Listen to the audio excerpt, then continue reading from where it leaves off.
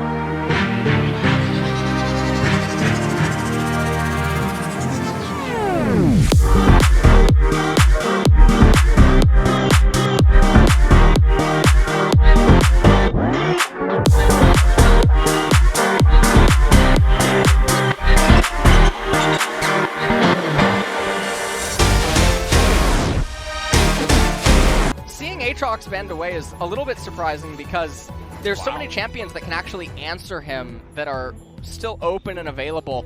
Aurelia picked up, and maybe KT's thinking that's going to be top Aurelia. We saw the hover on the Renekton, now hovering Fiora, and there's the cat everyone loves to hate. I'm just kind of interested in the fact that they first picked the Aurelia with all of the other big picks, especially Sylas and Yuumi. I mean, both of these picks are being said to be very OP, especially in pro play with the Yuumi in particular. Well, they pair it with Sivir blind. Perhaps not going to be the case. Skarner's actually going to be picked up early, and this is really showing their hand. So they're going to go very deep into the engage spectrum, and that allows Hanwha Life, in theory, to recalibrate their draft choices and just sort of try to answer it.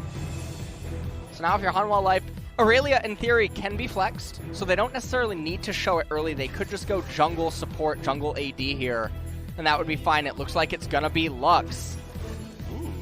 It's going to probably be Lux support accompanied with the Kalista. It's pretty interesting that they do go for that one. Didn't want to pick up the Rek'Sai into the Skarner, but they're going to forego their jungle choice entirely, especially with already 3 big jungle bans that can be dangerous, but we will see the Ezreal Yuumi lane into the KT side.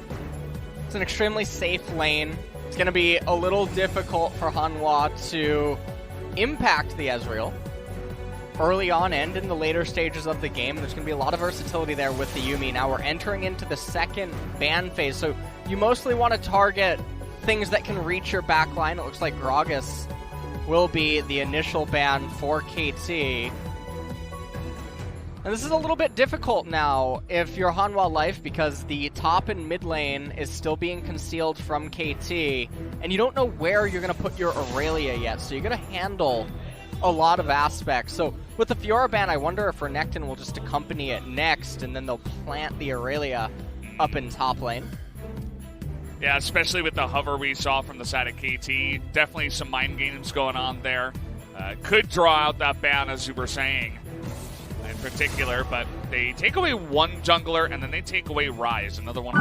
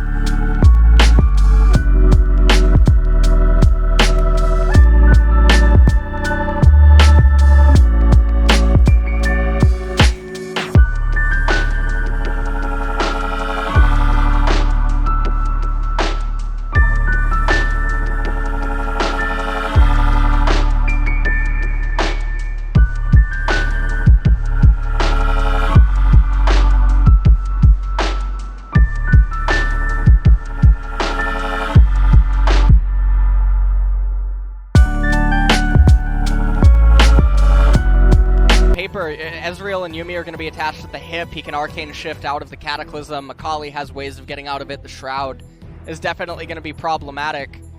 And the enemy team is already coming into you and wanting to pull one of your primary carries back. So the Jarvan is a little bit bewildering to me. And now the LeBlanc, now that's a champion that can get access to the backline. It can approach from many angles, can create its own flanks almost on a whim, and definitely a good pick against some of the champions that KT does have. Ooh. But now Jax going to be coming in to answer the Aurelia. And so now KT, they have two really good lanes, and they have a lot more gears available to them than Hanwha Life has. And so now if you're looking at this and you're a Hanwha Life fan, your laners have to get significantly ahead. Because if this game goes to 3 items, sure, Aurelia is a monster and she's really strong, and Kallista's no slouch either. They don't quite go toe-to-toe with the champions on KT. Their champions are just so much more powerful 3 items forward. And the gears that I talked about, the engage with the Skarner, the flexibility that the Jax has, the Yuumi ultimate, the repositioning with the Ezreal, everything's too problematic for Hanwha to handle. I like that Skarner priority. We saw it worked to very good stuff the other day, just before, just flashing on in and catching one of the squishies, or pretty much anyone, and then forcing it into a 5v4.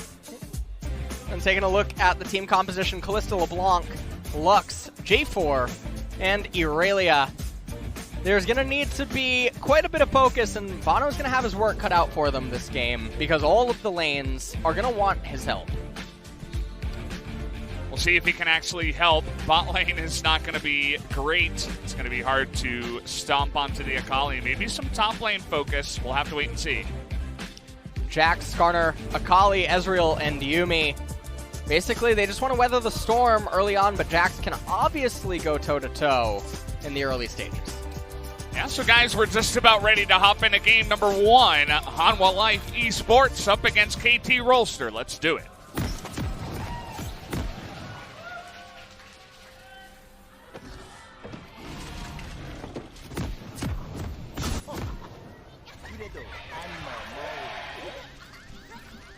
Well, KT fans coming out here in throngs once again, especially for that Prey player that everybody knows and loves. We have Guardian here for the side of the Lux. We saw yesterday that it wasn't Aftershock, but the Unsealed Spellbook taken the one time. And now we have another rune choice coming in here. It's like a very safe opening by both teams. Skarner perhaps going to be starting on the right-hand side. They're just going to get the Spire, share the gold. 30 gold start right there. Other than that, nothing too exciting happening here in the early stages. It's looking like it might just be a leashless start for KT and for Hanwha Life as well. So we're going to get right into the action. And Bono is going to need to help out the Aurelia first and foremost in the top lane, because if Jax starts snowballing, it can reach a point where he can just 1v2. That's not something they want to have happening. It's definitely not ideal. We're once again getting a look here down in the bottom lane at what the different choices are here in the runes, and the Guardian is definitely very interesting. We saw how Lux's shield yesterday was doing some insane stuff, especially in the late game, and instead of trying to stay alive with the Aftershock, she just says, I'm just going to be a big-time shield bot and make sure that nobody on my team dies. Definitely a powerful support pick right now in the current meta. Right now they're just trying to shove the Ezreal and the Yuumi in. And Bono, he's looking to make something happen very early on. This is a 2-buff clear into an invade, and he's going to spot Umti out. He doesn't have Smite, he can't go for anything there.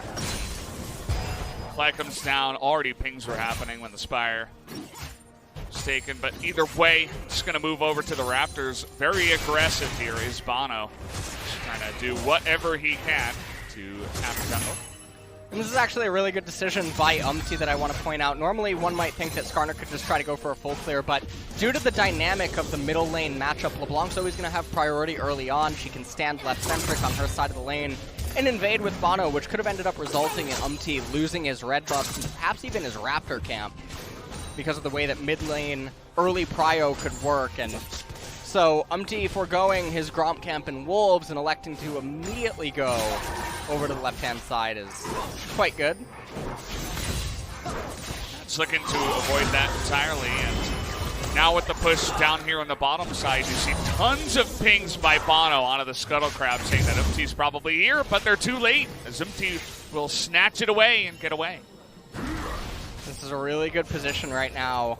If you're the Skarner, you have a direct line pathing back towards the left-hand side of the map, which is where you're going to want to be on. The Rubber Band Golem camp will eventually respawn.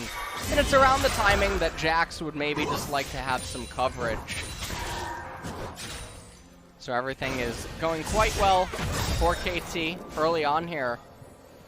Lava, he still has 2 Corrupting Potions, so don't let his HP and Mana Bar confuse you about this current lane state. Yeah, he's doing just fine. And mention the focus up towards the top lane. Bono just going to make his way through the Scuttle and hang around the top side. Pings on where those wards could be. Let's see if he actually does try to make a play up here. See Sohan trying to bait him into it and actually taking a fantastic trade over the Jax here. And you can see this is the timing where Jax has a really big wave, and so if he died right here to a Jarvan gank, it would allow Sohan to create a permanent freeze in front of the turret due to the size of the minion wave and how many spellcasters exist. Yeah. And that could be catastrophic because then Jax has to look on, and if he teleports, he could just end up getting reganked, and then suddenly top lane's actually just over. 2-3 level gap, and that's the end of the game. And so Skarner's pathing, it lines up accordingly to the way that the top lane state will play out. It allows Jax to get the crash, get the recall he's looking for, and now he's going to be in the driver's seat as Skarner is pathing to the Golem. Change on a BDD, and he gets the knock up here, but he's still in the Shroud. Goes for that Shuriken, but flashes forward, and the Ignite will finish it off. First Blood will already go to Lava. And this is really good for them. Getting the LeBlanc rolling and putting the Akali behind is really good right now because the center of the map is going to be able to sort of control the side lanes, but also having the priority permanently in mid for that Infernal Dragon is going to be really big for Hanwha Life because quite literally every champion on their team benefits from it. We take a look at the replay, and you can see what's going on here is BDD, he wants this final crash before the wave, or before he would end up looking for his recall, and they just get everything out of him. They do have to expend summoners. I'll probably get him, and I got him. And then nicer. Let's push together. So, I was just impressed that he was able to just hop right on top of him with the distortion and lands the chains. Not something that every LeBlanc player can do, but Lava definitely one of these well-known guys here in the LCK for his LeBlanc. Now at this point, the Lost Chapter is completed for the LeBlanc, so her sustain is going to be absolutely fantastic. Just confirming that the Infernal Dragon has not been taken yet. Skarner still level 5. He does have his Predator shoes. Not quite level 6 yet. I would expect that the first gank would most likely end up occurring in the top lane for the Skarner. Although, if Lava's pushed up a little bit too far, something could definitely happen down there. It's really difficult to gank the Kalista and the Lux when you have Ezreal Yuumi, though. There's just no easy in the lane unless Yuumi hits 6 and they somehow are able to go super aggressive on that one. But very unlikely, as you mentioned. Certainly the top lane is where both teams are going to want to focus for the ganks. But so far, just looking at level 6, we saw that Bono hit it first. Did pick up that assist in the mid lane. And we talked about that priority in the mid lane and then pushing with the Lux, or not the Lux, the LeBlanc and the Jarvan. Already you can see Lava getting forward here and aggressive in the jungle, putting down that control ward, helping out his jungler.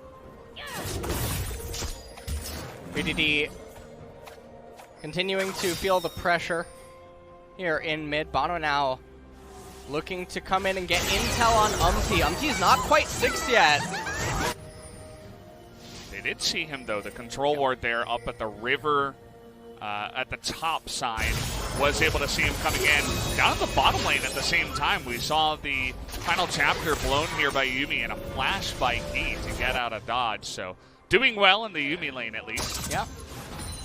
And Yuumi and Ezreal, they're just getting further and further ahead. Kalista gonna have to end up missing out on this whole wave. This is also gonna be a plate going down for KT. I even like the efficiency with which they back. You know, just doing a little bit of damage. Yuumi does the rest of it, and then Ezreal starts the back. You just attach with Yuumi. You're going back right away. Pretty good stuff here.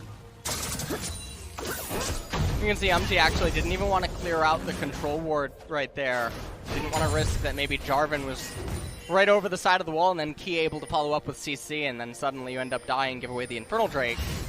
Doesn't want to risk it. See, part of Lux's power is even she's leading the charge, has her allies behind her, of course, but can get the vision with that. Man. Predator here is going to be blown. They're looking for Key, but a great call is going to get her out of dodge right on time to save her life. And that's the situation I was talking about earlier, where it's really hard to gank Kalista and Lux, because the ultimate from Kalista can just come in, pull her right out of harm's way, but alternatively she can just hit the binding and then everything stops. So a little bit unfortunate there for KT. And I should also note that Sohan is doing a fantastic job up here in this top lane against Kingen.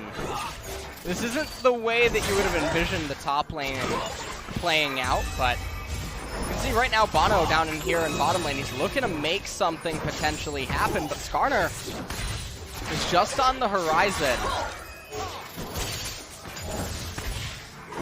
Doesn't look like they know that Bono's here, but MT heading up towards the mid lane. Just gonna chill for a while. It's both of the teams kind of just feeling each other out and spotting the junglers here. Looks like KT actually wants to start the Infernal Dragon. And I don't think Hanwha Life They're gonna check it now. or cares. Lux might try to go for an ultimate. Oh, never mind. They're gonna commit to the TP coming in. Burst the dragon. Okay, not going for that one. The binding is coming in. They have a huge amount of damage with the Aurelia and Lux. But final chapter coming out here. And Kingen in the backline, 1v5 on the Jax, but he is going way too far. Baits BDD into it as well, who has the Shuriken over the wall. And Hanwha Life will get the 2 kills and the Infernal Drake on top of A little bit perplexed. I was just on my Welcome screen back to the present. LCK. Well, I'm glad to be back. Oh, man. All right. Well, I'm waiting for the replay to try to dissect that one. Let's take a look here. So you'll notice that Skarner... Oh, okay.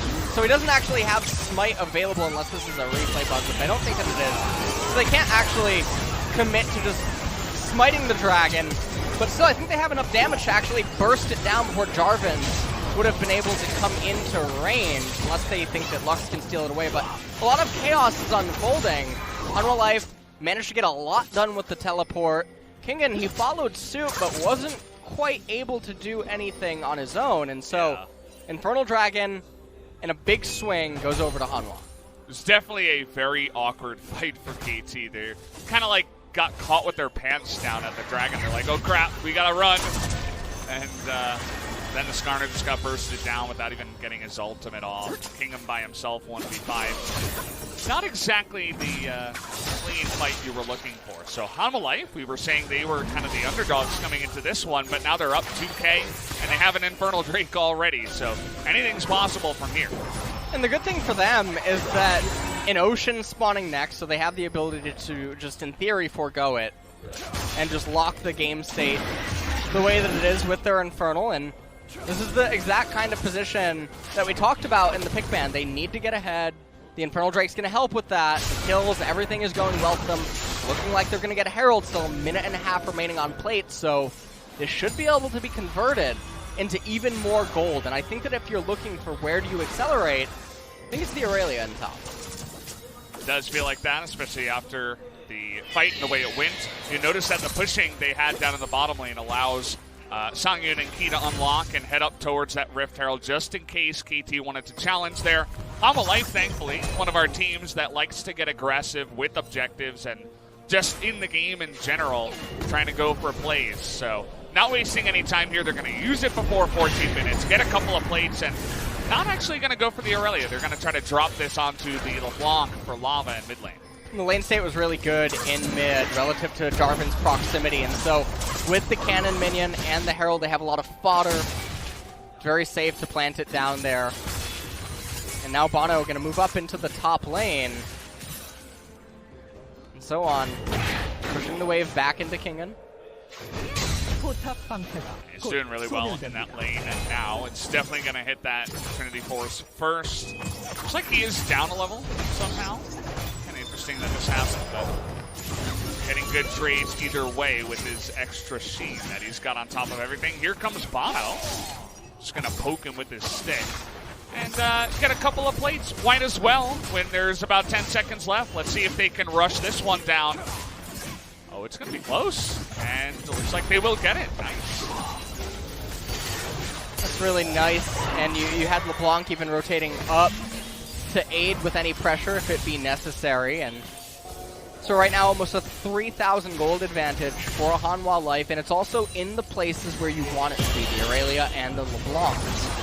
The one lane where you could say that they're having a little bit of trouble is the bottom lane against the Ezreal and the Yuumi, and that's going to be the saving grace for KT later on in the match.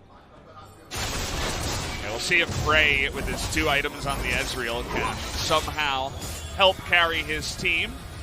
It's definitely a little bit of a savior for KT fans, no doubt, having this veteran player so well loved in the community trying to come back. But let's see if he can actually do it here. Just have a Yuumi on his back to help. We saw the gold from the plates, and almost 1,000 gold ahead from those plates was Hanwha Life. So doing pretty good with those. This point, Hanwha Life looking to just raise the mid-tier 1 turret here. Not going to be able to, but I mean, it's all but dead at this point. It has basically 1 auto attack remaining from almost any champion. Yeah, it's kind of interesting, you know, that's the build-up from Lava getting the kill early on onto Akali, then the Rift Herald, and then just BDD not in the lane to catch the wave on that last one, so a nice extra chunk. And that would be a fantastic first turret to get in the mid lane, and then maybe even add the top lane to it. Another chain is going to come in here. Lava not looking for it yet, but the flash forward nearly catches him there with the binding. May have been able to finish off BDD had it landed. Yeah, he definitely would have been able to had that binding landed. So really like how aggressive Key was just being right there with the Lux. And had they killed Akali, definitely would have demanded that Umti stick around in mid lane, so indirectly takes pressure off everything else on the map. And right now, Sohan, he's going to raise the top tier 1. And the gold lead continues to increase in favor of Hanwha Life, as KT are, they're waiting. They're waiting. And with the Ocean Drake coming up, it's not like they're pressured to fight with Hanwha Life over, say, a mountain or an infernal. And so now the goal for them is to allow the game to enter into a lull state and try to make it to 3 items. Because Hanwha Life, they don't actually have wave clear. They don't really have siege. And so team compositions like this, they have a reliance on Baron in order to end the game. But without a Mountain Dragon to accelerate the speed at which you can do it, it's going to be a little bit difficult to do it at 20, 22, 23 minutes, which means that we're at least destined to likely get to 2.5 items, which could mean that the grass might be a little bit greener for KT. Waiting in the brush here. The brush camp is not going to catch Sohan off guard. Uh-oh. Although, he was thinking about it, wanted to challenge, go into that duel mode with Kingen. Little did he know a friend was waiting in the sides. So Ocean Drake will be started here by the Jarvan. Wants to get that off. Maybe they can roll a higher Drake now that they have very good control of this game, and they're actually going to roll another Infernal. And if people are wondering, well, why isn't Aurelia walking up to the Jax? She has the Trinity Force. It's because Jax's story isn't congruent with his behavior the whole game. Why is a Jax who doesn't have a completed Trinity Force arbitrarily this far up in the lane by himself when for the first 16 minutes of the game he's been playing defensively, playing back, playing scared of the Aurelia, always being cautious? Doesn't take a genius to know that there might be the cheater jungler. Yeah, Somewhere in cheater close by. jungler. Yeah, it's true. These pro players, they got a good read on the situation. But he was not going to bite the bait that time around. And so far, this Skarner that was prioritized heavily in the draft, it was second pick after the Yuumi, hasn't done much. Died at the Drake the first time around. I don't think I actually saw him use his ultimate after that. So far, on the side of Hanwha Life, he has, well, they have just one QSS that's going to be on the LeBlanc so far. We'll have to wait and see who else will pick that up. Oh. Open Dragon was picked up by Hanwha, and they did manage to have Fortune be on their side, as Infernal Dragon will be coming up next. So 3.5 minutes until that happens, which does mean that the itemization will still favor them for that fight for the time being. And with double Infernal Drake, that's such a powerful accelerant that even the natural base scaling and itemization scaling for KT, it won't really matter as much as it should have at around the 3-item mark. And so now, Prey, I mean, he's going to have to do what they brought him in to do if KT's still going to want to have a chance in this game. Lava getting aggressive, knows that he has a gigantic leash to pretty much do whatever he wants, especially with this German behind him. And it looks like they have their sights set on this bottom lane turret, but so far, Prey and Snowflower have been clearing out that wave pretty well. Jax now pushing up the wave. Aurelia does know about Skarner being down there with Bono. See, these trades are going heavily in favor of King, and he picked up his own Trinity Force, has the red buff. You see an extra pickaxe for so on, but it's still not enough to win these trades, as now the ultimate's coming out here. King under the turret, looking for it, flashes forward, gets the triumph, and will take that kill in the solo, but then Lava has to spoil his fun and clean up the mess. So ultimately, from a gold standpoint, will be advantageous for Hanwha Life to get the kill and the assist.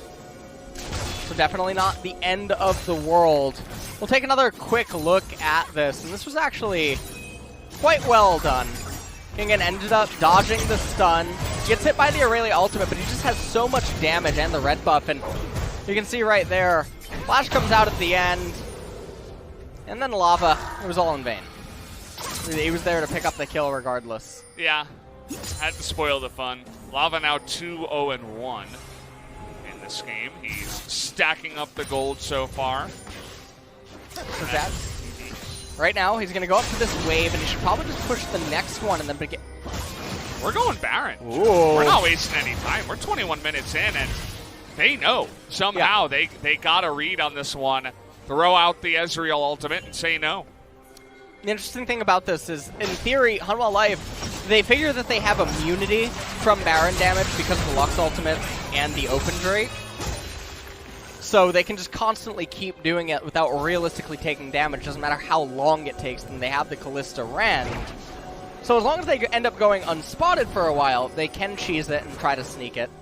So Jax pushed the next wave after clearing the main wave up on top, and now he's pathing down toward... Never mind, he turned around. I'm truly back. Does that make you I'm truly happy? A little bit. A little bit. It's like when you order chocolate ice cream and they give you vanilla.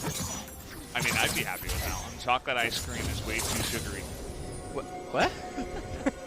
It leaves that taste in your mouth at the end. Tastes kind of good while you're eating it, but not my favorite, Ellis. Is that like watching LCK at international events? Yeah, it does leave an awful taste in your mouth at times, that's for sure. All right. Bono's just going to have to flash here. Not sure what he was doing. He was going for a walk. as KT, they're putting on a stand here at the Infernal Drake.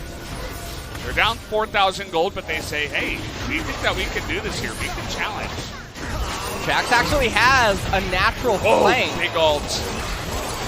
See a giant two-shot barrage through the entire team. And that means that Hanwha Life just not going to step up and try to challenge it. And so the Infernal Dragon going over to KT, it neutralizes the Drakes. And speaking about Equilibrium, an open Drake is spawning next, so maybe KT could get that. They'd be even on Drakes. And nice. The problem right now that Hanwha Life is they got all the advantages early. They got the Herald, they got so many plates, they got the mid lane turret, they got the kills going on LeBlanc and the Aurelia. Everything was favoring them. They can't do anything.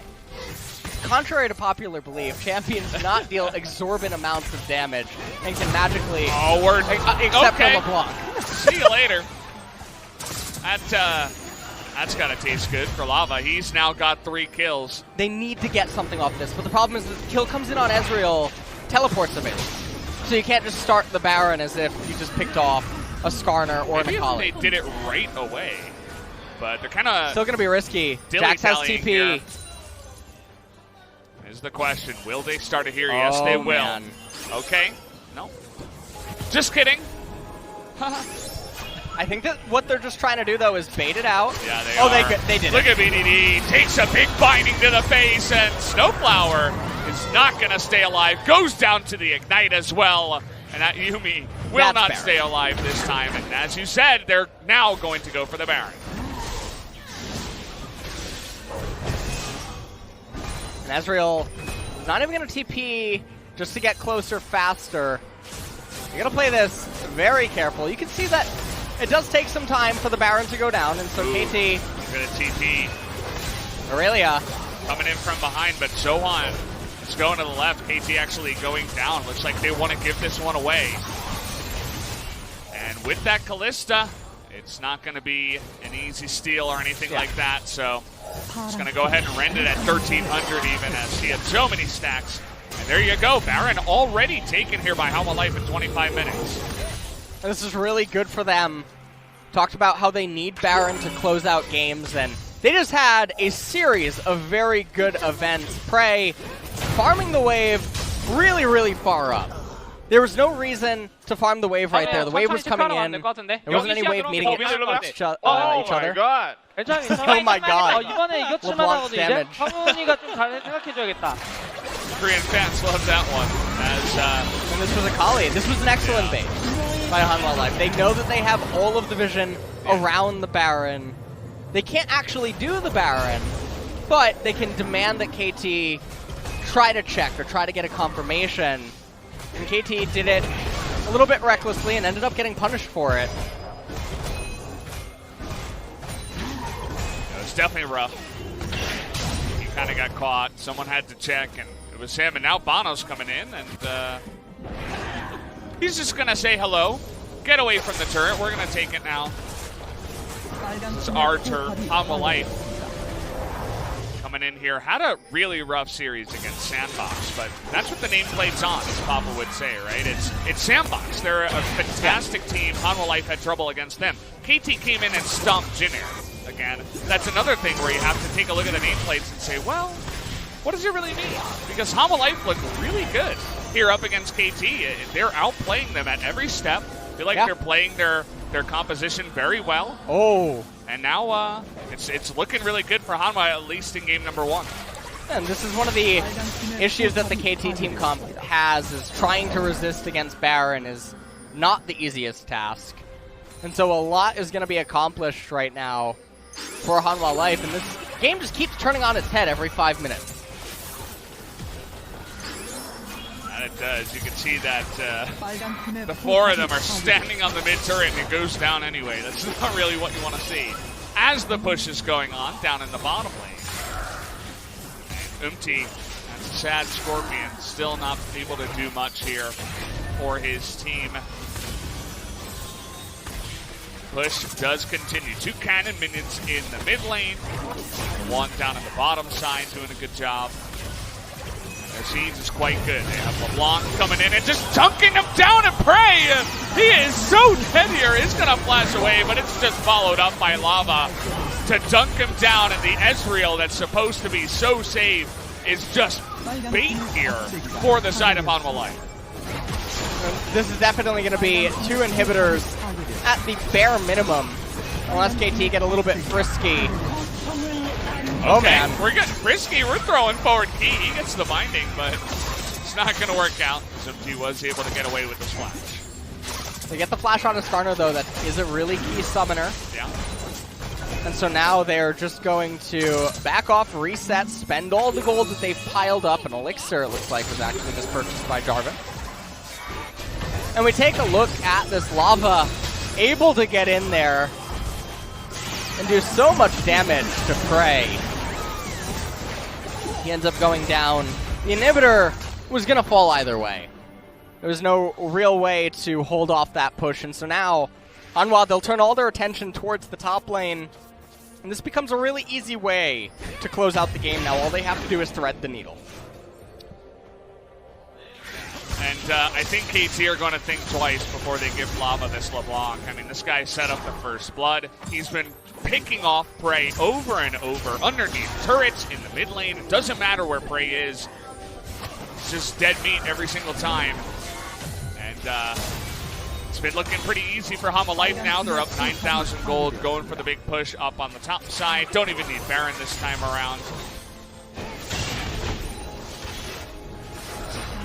Competition is not really going to matter as this game gets very one-sided. Oh man. Not the most damage out of the Lux. Doesn't have any ability power items really just yet. Game has not gone on long enough. You can see Hanwha Life, they're actually not getting the Ocean Dragon right away, and I really like this because it just ensures that if they do, for some reason, end up having to capture it, it's going to force the Elder to spawn. Whereas had they eaten it sooner, would have caused another Elemental Dragon to spawn. Elise here now onto Umti, final chapter as Yumi's stuck there on the Skarner. Not able to do much. Sohan hopping forward. Just a couple of bindings and extra damage, and just like that, Hanwha Life take out another inhibitor. We got Baron spawning in 45 seconds. They can make the Elder spawn as we were talking about. Hanwha Life are just sailing free, looking good. Yeah, this is a fantastic game state for them to be in right now. And I can't imagine a world where KT can actually come back from this. It would probably involve something going catastrophically wrong during a team fight and KT managing to get either the Baron or the Elder. The stars have to truly align.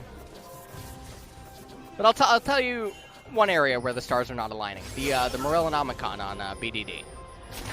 Yeah. Stars aren't aligning there. there. Mention it, but Lux doesn't even have a theme yet. There's not a lot of healing that you're stopping. Well, it feels like KT know Hanwha Life very well. They're very reluctant to get baited into this one again. But eventually it's going to come down to it. You don't have any inhibitors, and KT either have to force a fight or lose their base. This is quite difficult with the 7v5 enabled. For those unfamiliar with that terminology, when you have all 3 inhibitors down, 2 super minions coming in from every lane, it practically takes 2 members to hold them off unless you have very specific champions, hence the 7 versus 5. That gives them the free Baron. They never got that Ocean Drink, so they don't really have the Elder spawning here. Yeah. But maybe if they go straight there, they can try to line it up with the next Baron if they do need it. Love the itemization, too, out of Hanwha Life. Lots of defensiveness. They recognize how far ahead they already are. You don't have to just keep adding on power, because you're already dealing more than you should be in what one would consider a normal game or an even game. And so we're probably just going to get a Doom push coming in here, and it should be all but impossible for KT to hold it off. Yeah, they're not even going to kill the dragon. They're going to let little Open Drake survive. Open Drake the second here in this game. As we're just going to run it down mid. That's what we're going for. All the super minions with the Baron. And, yeah, it's looking pretty easy for Hanwha here in this game number 1. Looking good, kind of looking like spring in terms of this matchup, but let's see how KT can do. True Shot Barrage is going to be dodged by everyone. Another binding here onto the Skarner. This time, no stopwatch, and Empty still alive, though. Kingen trying to get in the back line, but he's going 1v3. Already, the Skarner has died, and Kingen's going to go down, too. That should just be it. Everybody else on the side of KT just getting routed here and pushed back into the base. 4 members already going down. Prey trying to do his best with Snowflower on his back, but they'll just pick up 2 extra kills. And a very easy game number 1 will go the way of Hanwha Life. And that was pretty clean after they got the pick onto the Ezreal. Prey was farming the wave a little bit too far forward, didn't have vision on the left-hand side. Ended up getting picked off and then just snowballed out of control from there. Yeah, absolutely. Definitely a big game for a lot of the guys here on the side of Hanwha Life. This looks entirely different for their game. Up against Sandbox, who, of course, is a very strong team, but it's definitely going to be up to KT to come back into this next one and try to prove everybody wrong. All the haters saying, hey, you defeated Jin Air, but how about a better team? What? Oh, yeah, I forgot. There is no better team, right? All right, well, game number 1, they had a pretty good team composition. The Skarner was a little bit out of place. But for the most part, they had winning top lane, they had an extremely safe bottom lane, and Akali is reasonable, even though she is up against Full Blanc in mid lane. So yeah. Skarner a little bit out there, doesn't make the most of sense, but nonetheless, I think that their draft was fine. The execution throughout the game is definitely frustrating, though. Absolutely. I mean, nobody really on the side of KT was able to get anything going, whereas that man there on the left, standing up, he was the guy that got it going right from the first blood, dominated his lane, bought him a giant Soul Stealer. That earns him the MVP in my heart. And take a look at that damage. He was really the difference maker here in this game. Yeah, the Skarner, right? yeah, the Skarner. That was close to 3 digits, okay? We were getting there, okay? 1,000, 1.0. What's the lowest damage that's ever been dealt? 612. I feel like... Really? I think so, yeah. I thought it's lower. Papa would know this. Maybe there was like a 400 one time. I thought there was a 100 something. No, I don't think so. That really? would be insane. Really? In it a pro game, 100 damage? I think it... Remove your QWER? Maybe I'm just getting a horror story. Like, maybe it was one of your old solo queue games or something like that. All right, well, let's see if Hanwha Life can close it out 2-0 against KT, or things are going to go well for them in game number 2. I know one thing that's going to change going into game 2. We're going to see LeBlanc banned, I think 100%. But either way,